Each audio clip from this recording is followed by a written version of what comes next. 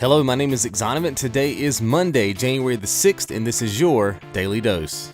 So apparently there are two companies right now, Tobii Technology and SteelSeries, who are developing a new controller called the Tobii EyeX that will allow you to control games with your eyes. Now, this new technology would allow you to interact with games in a brand new way, such as aiming with your eyes in action games or starting conversations with NPCs in an RPG by simply creating eye contact. Now, the dev kits go on sale for this new technology at CES 2014 for about $95. Now, personally, I just think that controllers work just fine. I still don't know why all these companies want to invent all these new ways for us to play games. I mean, before we all become like Harry Houdini or we start breaking out Jedi mind powers on our TV, why can't we try to solve the bigger issue here, which is making games that actually work? I mean, think about it like this. Even if this new technology turns out to be like the next big thing, like super successful, right? And it revolutionizes the way that we play games, developers still have to create an experience using that technology. They still have to actually make a game that works for it. And let's just be honest, they're having a hard time pulling that one off right now. I mean, think about it. Just about every game that we play these days has a patch within the first 48 hours to fix bugs and glitches that are oftentimes game-breaking bugs and glitches. Now, these are controller-based games, which in my mind are easier to create an experience for than a world full of virtual reality or, eye movement type devices. Now, granted, I could be wrong because I don't develop games and I don't develop the technology that, drives the games. But in my mind, that's just a logical way of looking at it. I mean, we've been playing controller-based games for 30 plus years and we still can't get those right. So if this technology comes out and this Tobii EyeX is everything it claims to be, logically it just seems like this will be more challenging to develop games for. So my point is, if we can't make controller-based games function correctly from start to finish without game-breaking bugs and glitches, what makes us think that we're going to be able to get a better experience on something that, uses our eyes for the controller? It just doesn't make sense to me. So that's kind of where I'd like to see the discussion go today, guys, is why are there so many companies out there trying to make these leaps? We had Nintendo do it and it kind of innovated things for a second, but it kind of got played out to a degree.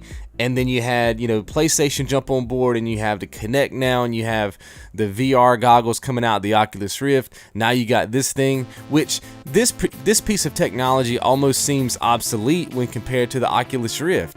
You know what I mean? The Oculus Rift is full virtual reality, where this wouldn't be. So it almost seems like a waste of time. Even if you're trying to be cutting edge, it almost seems like the Oculus Rift has everybody beat. So anyway, guys, once again, I'm confused by some of these news stories that are coming out right now. You guys let me know what you guys think about it in the comments below. Let's get into a fan question right here before we close things out. So this fan question comes in from Caleb Portis, and he says, have you had any issues with the new YouTube copyright system?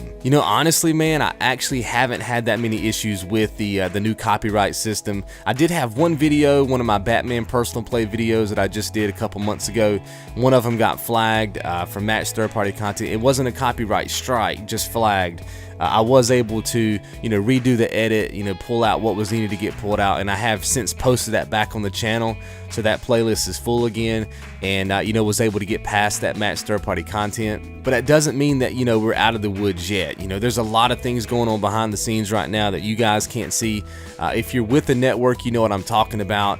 There's a lot of fuss back and forth between, are networks even worth being a part of anymore, because they don't necessarily protect you from the copyright stuff like they used to. So it almost seems like it's obsolete at this point to be with a network. So what I'm doing, guys, is I'm giving it a couple of months. I just want to see how things pan out before I make any moves. You guys know that I'm with a network right now, and I have had this discussion with my network. Hey, why am I with you guys right now? Because you're not really offering me what I can't do on my own, right? But we've been in talks about how they're going to assist me and how they're going to assist other channels in actually making this thing work. So I can't really talk about that stuff publicly, but what I will say is that before I make any decisions on whether I'm staying or leaving my network, I will let you guys know in an upcoming Daily Dose. Alright guys, so that's it for today's show. Make sure to check out yesterday's show if you missed it. And today's YouTube spotlight shines on Gaming Arcadia Talk. He did a really good video talking about the review process of games, the positive and negative effects of reviewing games in general. So make sure you check that out. Our sub of the day is Hunter101417. Links are on the screen and in the description, and I will see you guys tomorrow.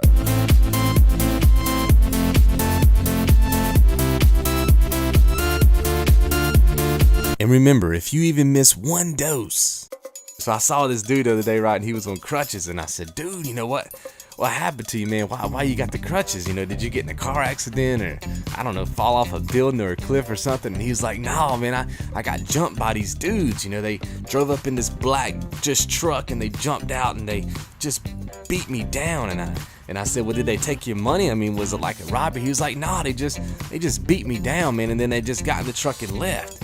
And I said, well, did you report it to the police? And he said, yeah, you know, I went to the police and I was able to get the license plate on the truck. And I was like, for real? I said, you know, that's good, man, because we need to catch these criminals, right? To, you know, beat you down and everything. And I said, so what did the license plate say? And then he was like, you know, they just had these 3 letters on it, and it just said SOG. You know, does that mean anything to you? And I was like, nope.